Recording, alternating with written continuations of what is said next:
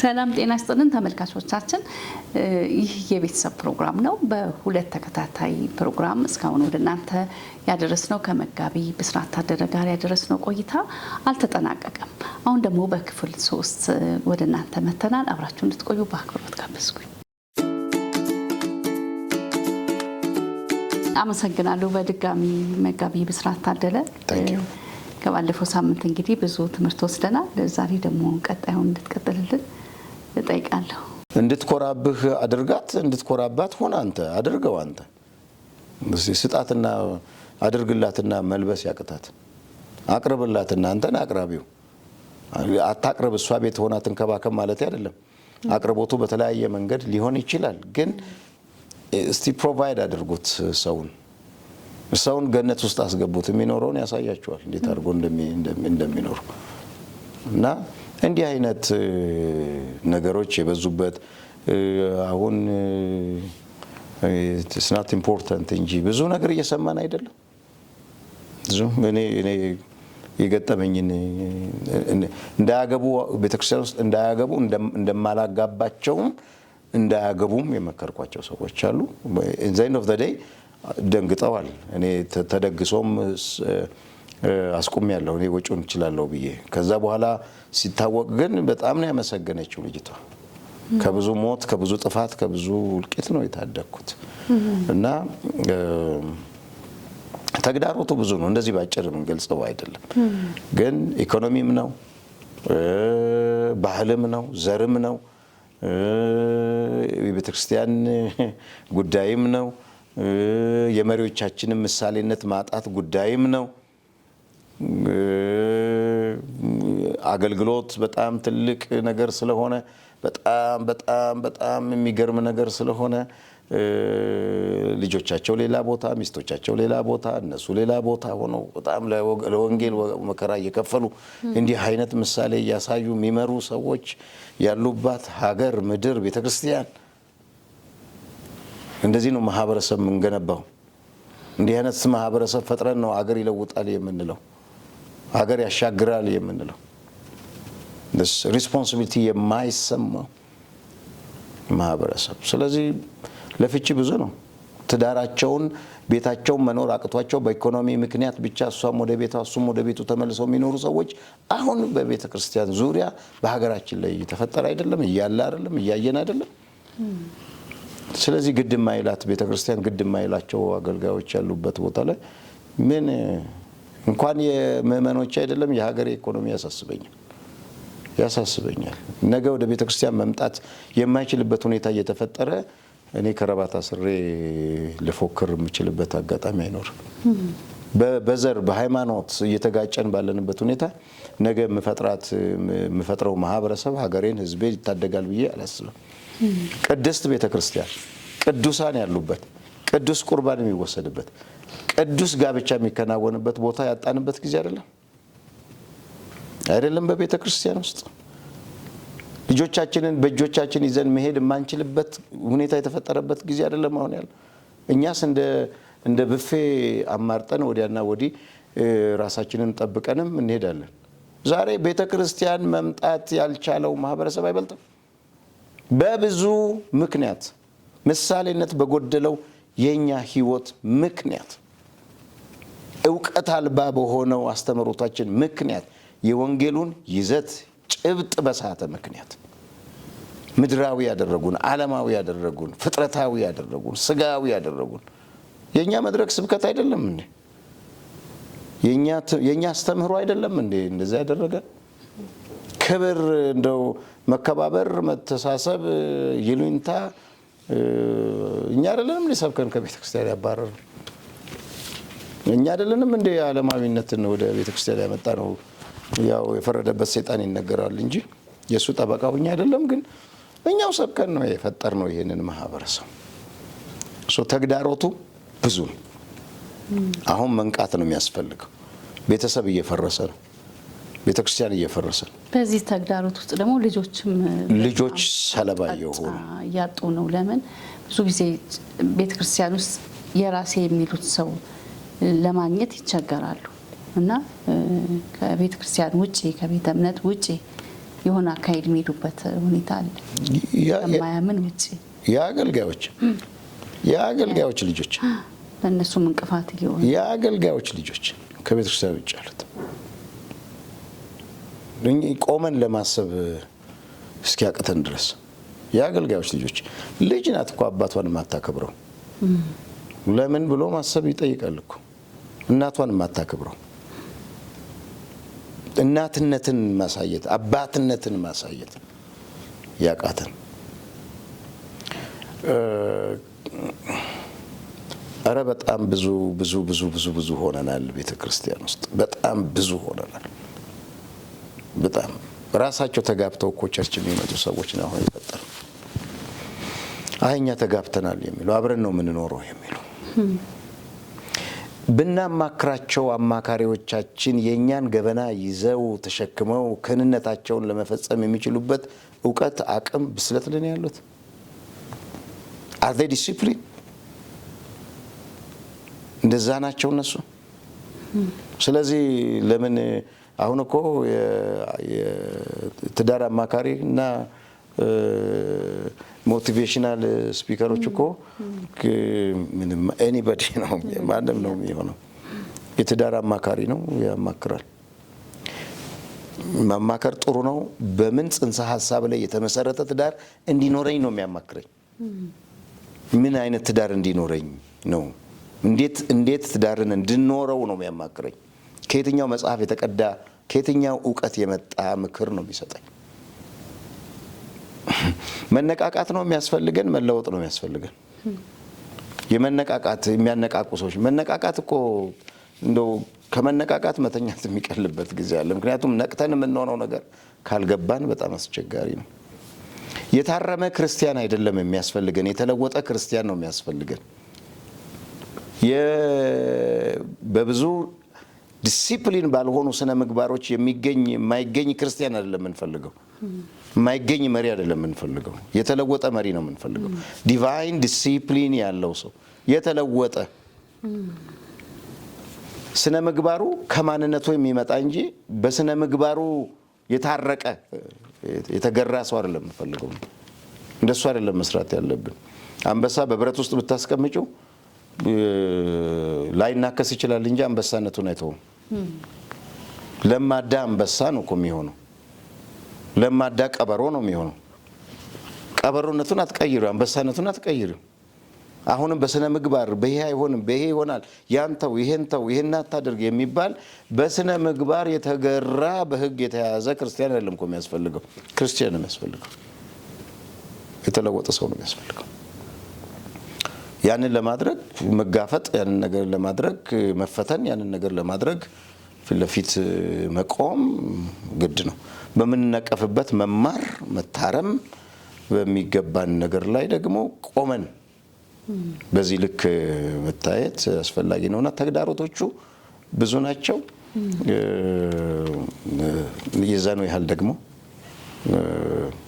እኔ እንደ ቤተክርስቲያን ብቻ ለማውራት ስለሚገባኝ የቤተክርስቲያን ሪስፖንሲቢሊቲ በዚህ ረገድ በጣም ደካማ ነው የሚለውን ማተኮርና ቤተክርስቲያን የሚመሩ አገልጋዮች በቃልም በኑሮም ምሳሌ መሆን ይጠበቃል።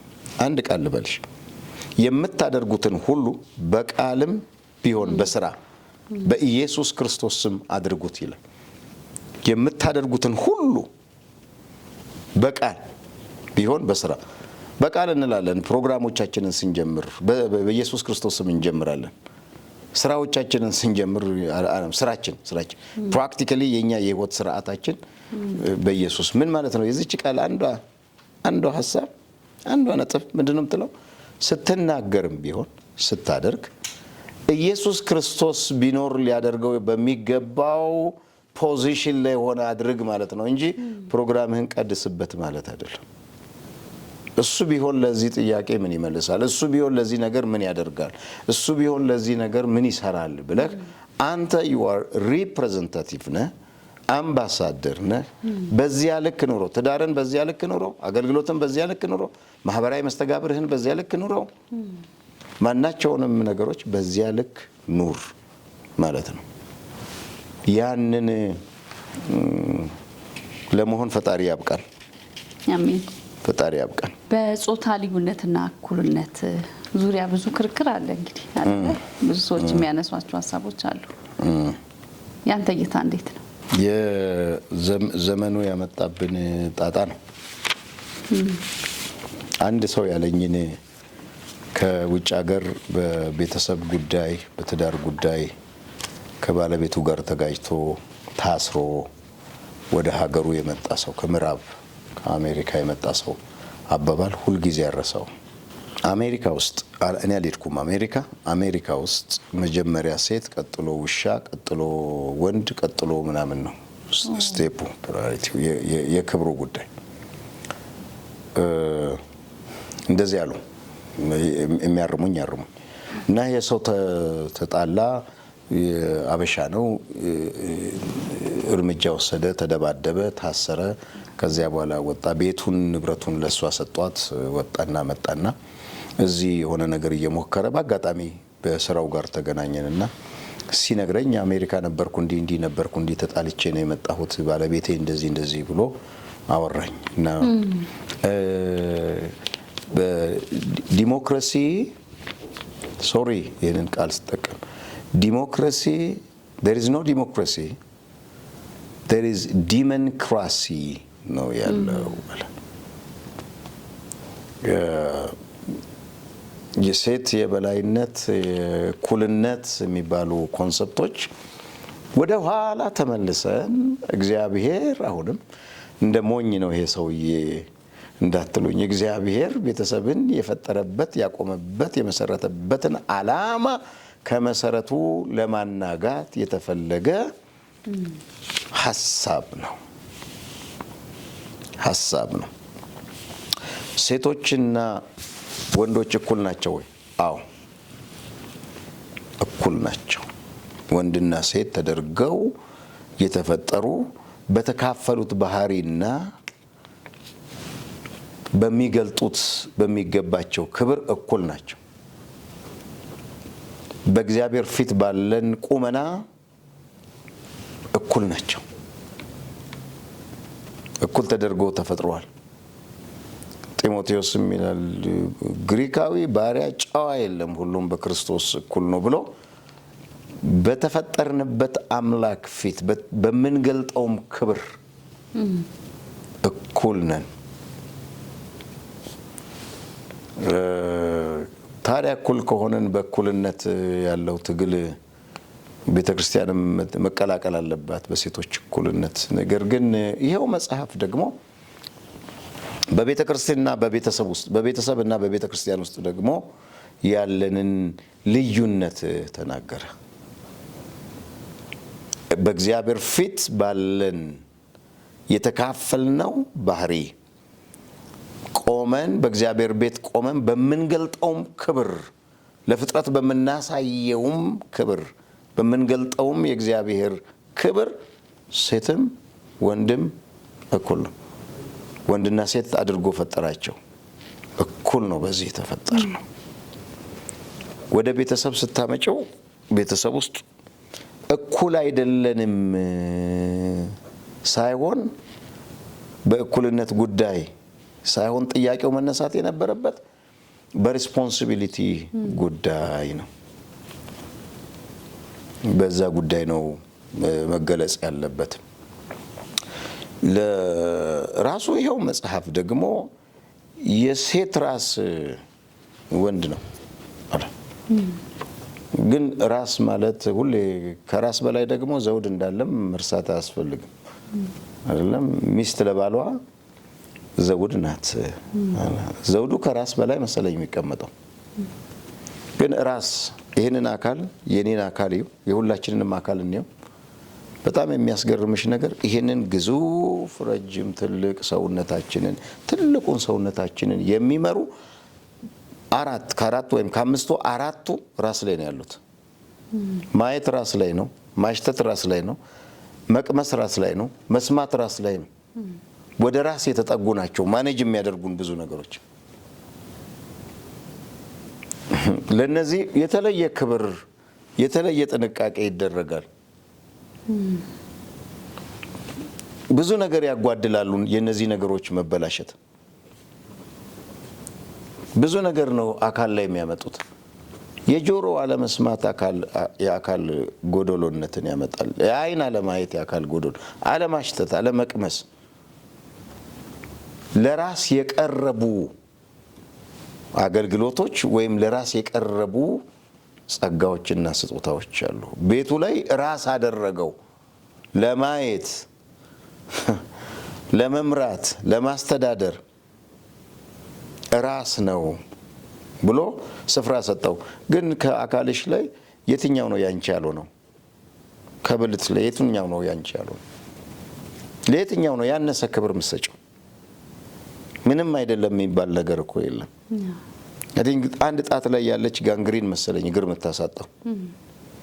በአካላችን ውስጥ ያለች የአንድ ሴል መበላሸት መሰለኝ ባዮሎጂካሊ በጣም ትልቅ አካላዊ ቀውስ የሚያመጣ። በስፍራ በቦታ በአመራር በአሰራር እግዚአብሔር ያስቀመጠው ነገር አለ። ቤተ ክርስቲያን ውስጥም እንደዛው ነው። ለቤተ ክርስቲያን ውስጥም እንደዛው ነው። ሴት ማገልገል አለባት፣ ማገልገል የለባትም። መሾም አለባት፣ መሾም የለባትም። መምራት አለባት፣ መምራት የለባትም። እንዲህ አይነት ነገሮች የእውነተኛ ማህበረሰብ ለመፍጠር ከሚመነጭ ሀሳብ አይደለም። ያው እንደ ፖለቲከኞቹ የቦታ ጥያቄ ስላለን ነው እኛ። ምክንያቱም ይህንንም ከይቅርታ ጋር ነው የምለው። ቅድም መግቢያ ላይ ብያለሁ። ቤተ ክርስቲያን በባህሪዋ ቤተ ክርስቲያን ስለሆነች ተቋም ነው መሆን ያለባት፣ ተቋም እንጂ በግለሰብ ላይ የተመሰረተ ኢንስቲትዩሽን የተመሰረተ መሆን የለባት። እኔ ምክንያት እንጂ መሆን የምችለው ባላባት መሆን አልችልም። ቋንቋውን ስጠቀም ከይቅርታ ጋር መስራች፣ ፕሬዚደንት፣ ባለራዕይ ምናምን እነዚህ አይነት ቋንቋዎች አደገኛ ናቸው። አደገኛ። ሁላችንም በአካል ውስጥ የምናስፈልግ ብልቶች ነን። በእኛ ቫልዩ ውስጥ ምን ይላል? ሁሉ በእኩል አስፈላጊነት ላይ ያምናል። የተሻለ ሰው በእኛ መካከል የለም፣ የተሻለ ክርስቶስ እንጂ የተሻለ ሰው የለም። the most important ሰው መካከላችን የለም። the most important always Christ። እኩል ነው ያለ ነው። ጸጋችንን እንከፋፈላለን እንጂ አንዱ የተሻለ የለም። ለአመራር ለአደረጃጀት እኔ ፊተኛ ሆኛለሁ። እኔ ባልኖርም ተቋሙ ይቀጥላል። የኔ ጸጋ፣ የኔ አገልግሎት፣ የኔ አመራር ብቸኛ መፍትሄ አይደለም። ቤት ውስጥም እንደዛ አይደለም ያለ ነው ለማለት ነው።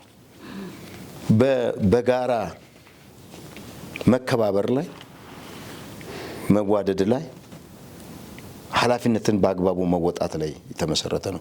አንዳንዴ አማካሪዎች ምን ይላሉ? ለምሳሌ እሷ ምግብ ስታበስል አንተ አልጋ አንጥፍ፣ ለምሳሌ ምናምን ቀላል ስራ። እነዚህ ነገሮች እንደ መመሪያም መተዳደሪያም ሆነው መምጣት እኮ የለባቸውም። እነዚህ ነገሮች እኮ ፍቅር ካለው አንዱ ሁሉንም ሊያደርገው ይችላል። ግን እሱ አይደለም የኔ ፖይንት። አሁን እሱንም መቃወሚያ አይደለም ፈልገው። እንደ መሪ የተቀመጠ ነገር አለ። ባሎች ወይ ሚስቶቻችሁን ውደዱ፣ ውደዷቸው። ምንም አትጠይቁ፣ አትጠራጠሩ። ያከብሯቸዋል። ውደዷቸው፣ ያከብሯቸው። ሚስቶች ወይ ለክርስቶስ እንደምትገዙ ለባሎቻችሁ ተገዙ። መገዛትም ትምህርት አይደለም፣ ትእዛዝ አይደለም። ለተሰጠው ፍቅር ምላሽ ነው። ሲመለስ ነው እንጂ ነገሩ ባለሱቅ ዳቦ ስጠኝ፣ give me your money, I will give you።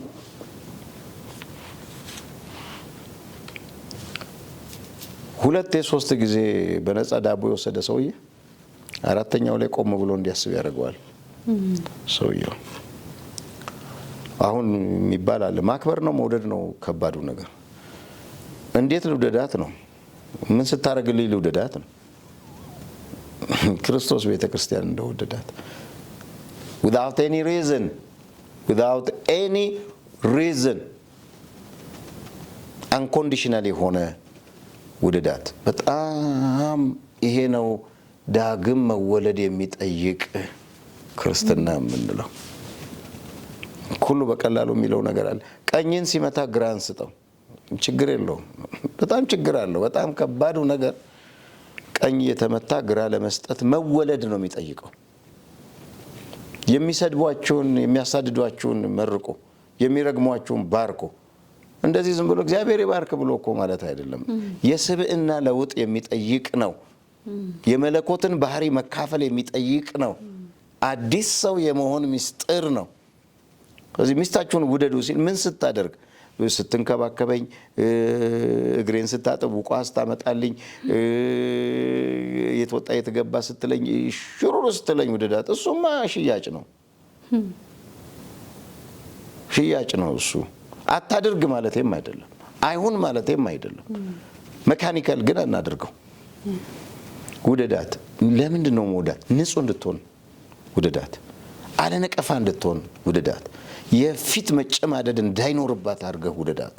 ደስተኛ እንድትሆን በሚሻ በሚያስብ በሚያቅድ በተደራጀ መልኩ ውደዳት። እንዴት እንደምታከብር ታይዋለህ ከዛ በኋላ። እኛ ግን አታከብረኝም እንጣላለን እኮ። አይወደኝም ያጣላናል። ምክንያታዊ ስለሆን ማለት ነው። ነገሮቻችን ያሉት በእንደዚህ ትስስር ውስጥ ስላለ ማለት ነው። በጣም የሚገርም አገላለጽ ነው የምትገልጸው። በጣም ደስ ብሎኛል። በጣም አስተማሪ ነው። አመሰግናለሁ። ታንክ ዩ። እንግዲህ ውይይታችንን ወደ ማገባደዱ ደርሰናል። መጨረሻ ሌላም የመጨረሻ ሊኖር ይችላል ምናልባት ቤተክርስቲያን ቅድም አንዳንድ ነገር ጠቃቅሳል።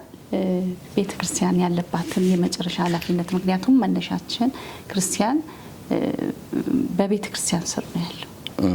ስለዚህ ቤተክርስቲያን ምን ታድርግ? ቤተክርስቲያን እግዚአብሔር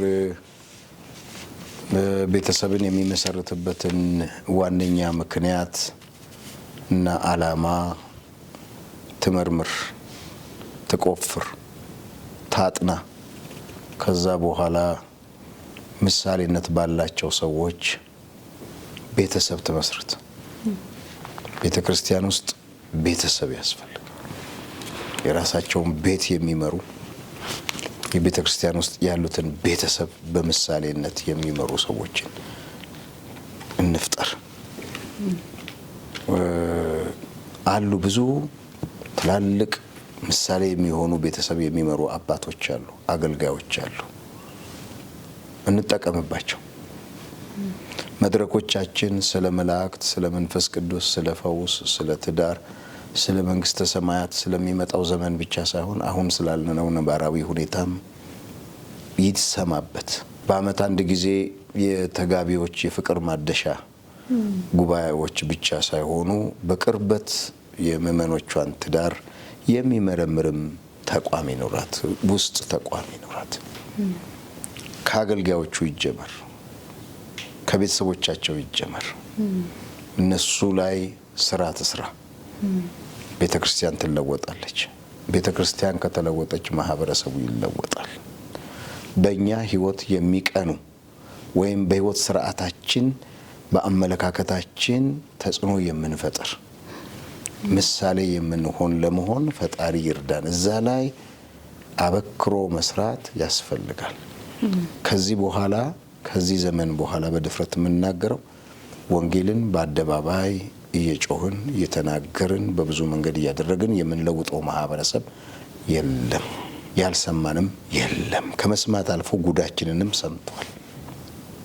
የእኛን አለመቻል፣ አለማወቅ፣ በዛ ልክ አለመሆንም ሰምቶናል።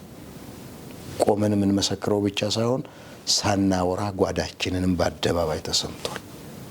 ስለዚህ በህይወት ልቀት፣ ብስለት፣ በአካሄድ ንጽህና፣ በአኗኗር ጨዋነት የእኛን ማህበረሰብ የሚናፍቁ ትውልድ እንፍጠር።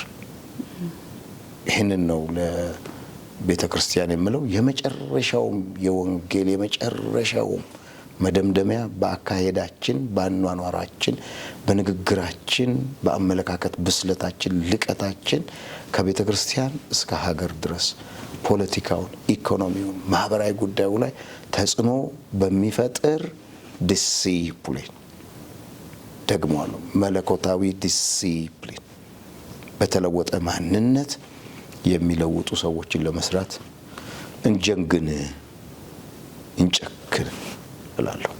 አመሰግናለሁ። ይህ እንግዲህ ስለ ቤተ ክርስቲያን ነው ያነሳ ነው። የመጨረሻ በአጠቃላይ ደግሞ የምታስተላልፈው መልእክት ካለ ታመሰግነው። ሰጠኝ እድል በጣም አመሰግናለሁ። ከልቤ ነው የማመሰግነው በእውነት ከዚህ ውይይት በኋላ በዚህ ሰዎች ተጠቅመው ተገልግለው ቤተ ክርስቲያን ባሉበት ቦታ